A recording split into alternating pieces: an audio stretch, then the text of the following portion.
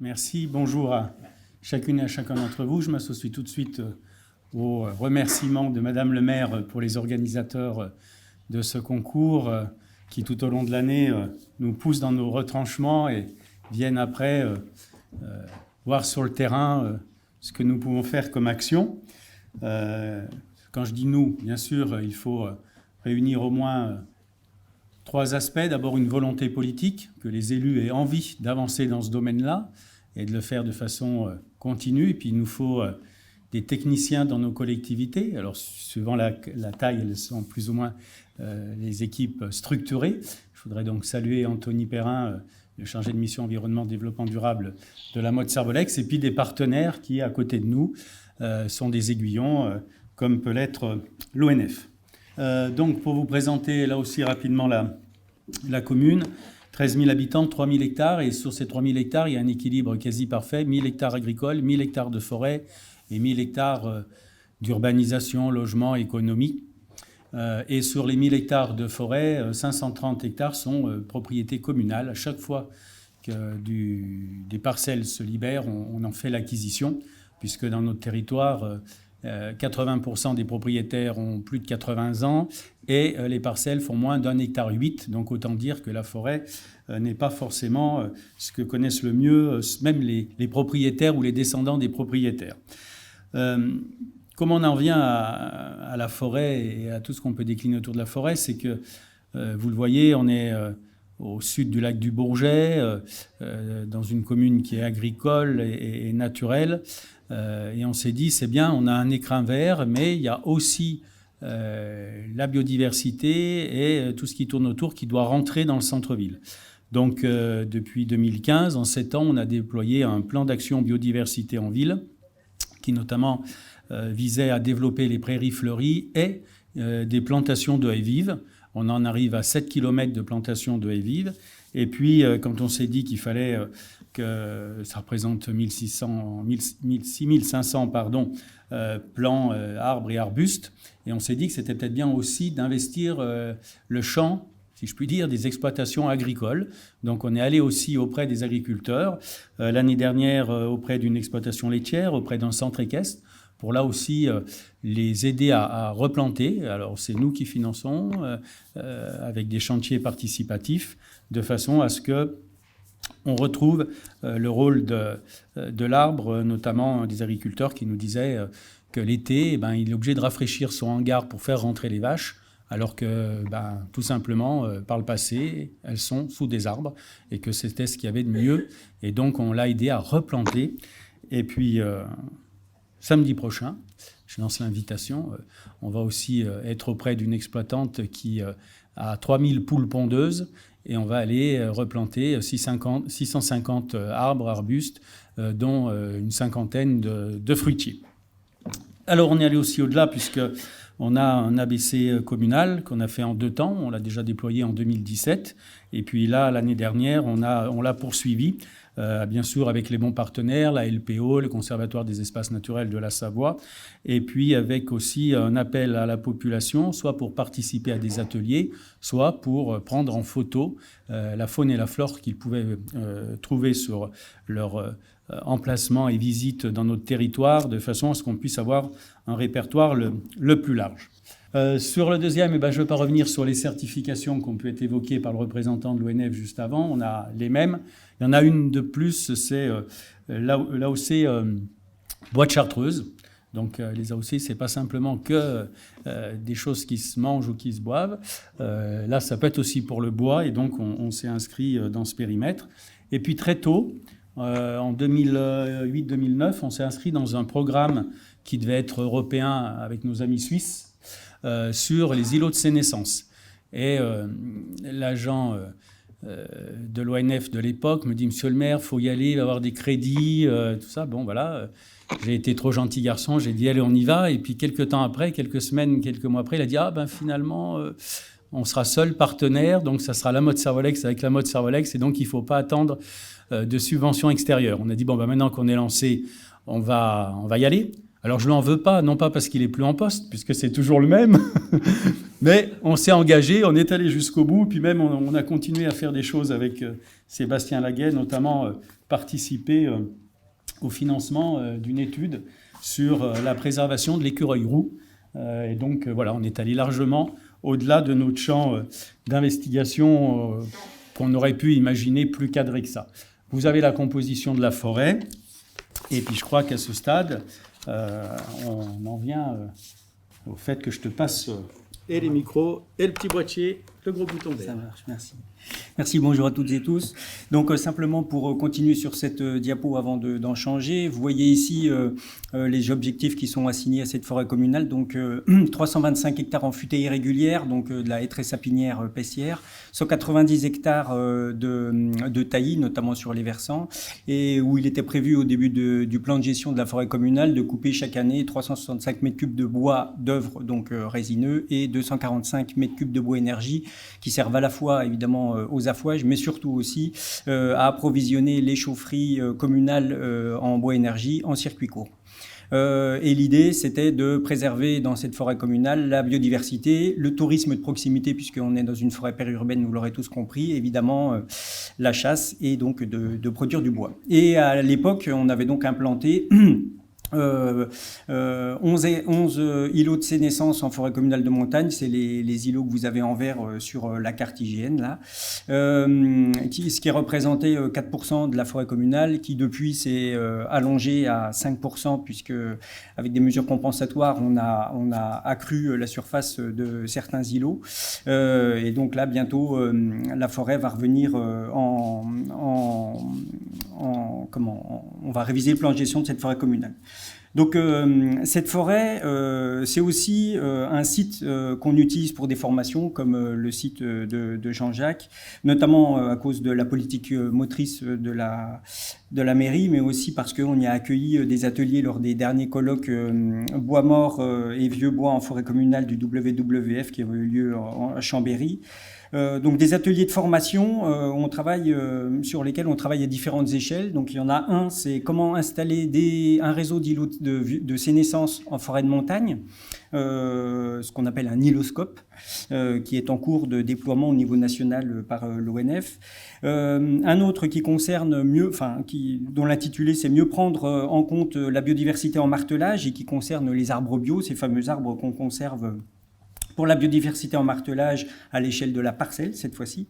Et puis, par exemple aussi, une formation sur reconnaître et préserver les dendromicro-habitats dans nos forêts. Et donc, ce sont des formations qui sont ouvertes aux forestiers, évidemment, savoyards et plus généralement des Alpes du Nord, mais aussi à des publics mixtes, notamment avec tous les gens qui ont envie, des associations de protection de la nature, des parcs nationaux, des parcs régionaux, des réserves, des coforts, etc., etc. Aujourd'hui, c'est pas tant la prise en compte de la biodiversité qui nous inquiète dans cette forêt. Ce qui nous préoccupe, c'est essentiellement les conséquences du réchauffement climatique. Et là, vous avez une carte des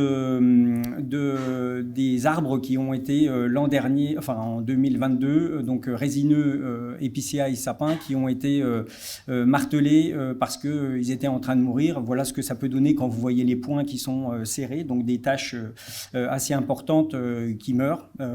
Voilà.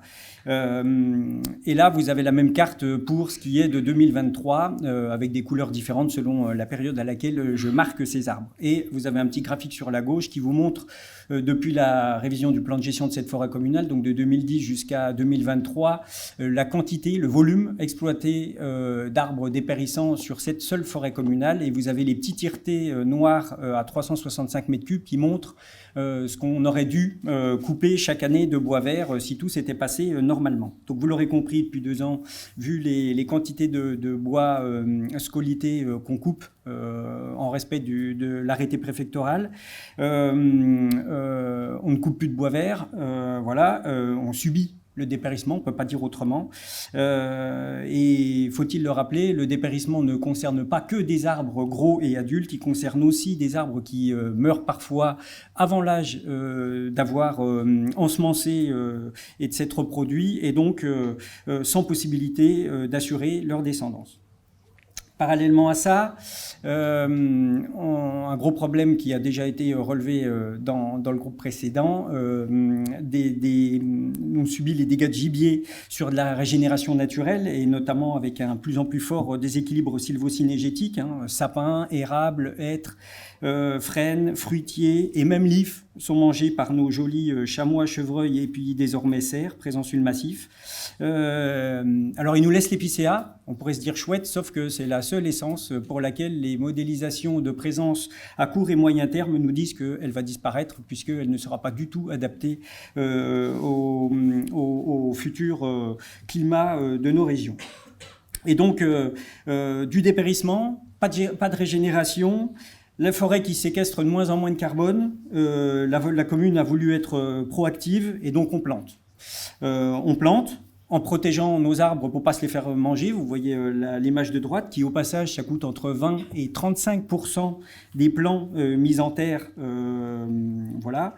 En se souvenant des erreurs du passé, les plantations FFN, et en limitant en plus notre impact sur la biodiversité. Je pense notamment aux colonies de parturition de chauves-souris, par exemple. Et donc, suite au dépérissement de 2020, on a réalisé des plantations qu'on appelle en enrichissement par point d'appui. Donc, c'est tous les petits points de couleur que vous avez sur l'écran. Un point représente 10 arbres, 10 plants, espacés de 3,50 m, qui vont être, pour une essence et une autre, installés côte à côte, en essayant de boucher les trous occasionnés par le dépérissement des forêts et dans lesquels il n'y a pas déjà de régénération. Et donc, on va utiliser des espèces présentes sur le massif, à savoir des fruitiers, par exemple le merisier, la lisier terminale, le sorbier, poirier, pommier sauvage. On va utiliser des espèces mellifères, comme par exemple l'érable plane, l'érable sycomore et tilleul. On va utiliser des espèces qui, pour le moment, vivent plus bas en altitude et qu'on va aider à légèrement monter un peu plus vite, comme par exemple le chêne Cécile et le châtaignier, dont les graines descendent et ne montent jamais, sauf quand elles sont aidées par certains oiseaux.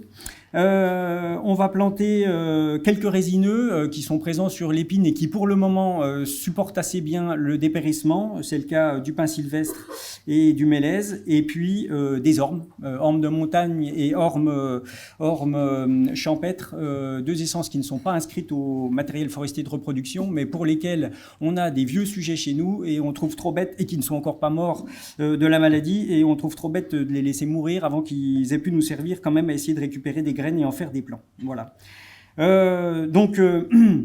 Tout ça va probablement fragiliser la filière bois locale et notamment vis-à-vis de la charpente résineuse. Donc il faudra peut-être imaginer d'autres moyens de réaliser nos charpentes à plus long terme. Et on espère évidemment que parmi toutes les essences qu'on aura mises en place, il y en aura au moins une qui supportera les effets du réchauffement climatique. Là aussi, on va essayer de respecter le protocole et les délais qui nous sont impartis. Après cette période de Covid, il y a un moment où on s'était un peu moins intéressé à la forêt, d'autant plus que je vous avais dit qu'on s'intéressait à l'arrivée de la biodiversité, de la faune et la flore et de l'arbre en ville. Et puis en retournant à l'automne dernier, il y a un an, quasiment jour pour jour, on a vu le dépérissement et j'ai lancé l'idée de dire qu'il fallait qu'on fasse un vaste plan de renaturation, de replantation de notre forêt en disant 1000 arbres par an pendant 13 ans pour faire l'équivalent des 13 000 habitants des Mautraines et des Mautrins. Et on s'est engagé très vite sur cette voie avec l'ONF et avec Anthony Perrin. Et vous voyez à 3 taches jaunes, ce sont celles sur lesquelles on a déjà replanté, encore mercredi dernier. Alors Sébastien l'a dit, de replanter et de protéger, ça coûte plus cher. Donc on s'est dit qu'on allait avoir une main-d'œuvre un peu moins chère. Et on fait travailler les enfants des différents clubs et associations de la mode Servolex. Pas que pour ça, bien entendu, ne le répétez pas, nous ne sommes pas en Chine, mais simplement pour les associer. Et comme tous ces clubs ont maintenant des démarches environnementales, on s'est dit, il y a un des exemples concrets, un territoire sur lequel vous évoluez. la commune met à disposition des équipements, des fluides, du personnel. Et ben, en retour, venez nous aider à replanter la forêt. Et puis on l'a fait aussi pour un verger conservatoire avec la société Routin, c'est les sirops fruits sous 1883 que vous trouvez dans les différents bars. Et la société est avec nous et aussi avec le cluster Outdoor Valley. Donc on a plusieurs partenaires privés que nous sommes aussi allés chercher pour qu'on puisse tous unir nos efforts. Et je me souviens bien dans les griefs amicaux que j'ai vis-à-vis de notre garde qui est agent de l'ONF, Sébastien, qui est quelqu'un de formidable, que quand j'ai dit l'année dernière au sommet de la montagne, bon, on va faire ce plan de renaturation, qu'est-ce que vous en pensez, comment on peut s'y prendre? Il m'a dit, oui, mais monsieur le maire, faites une première chose, commandez une 50aine de panneaux pour mettre à différents endroits et sorties de la forêt, pour dire aux promeneurs qu'ils fassent attention parce que la forêt périclite et qu'ils peuvent prendre des arbres sur la figure. Et donc, pour essayer de décliner ou d'atténuer votre responsabilité, commencez par ça avant même d'avoir une action beaucoup plus positive. On a fait les deux, mais je crois qu'on a plus replanté d'abord que mis les panneaux. Donc voilà, prochain rendez-vous, peut-être je me retrouverai en prison, mais ça ne sera pas grave. On aura bien renaturé avant. Voilà, merci.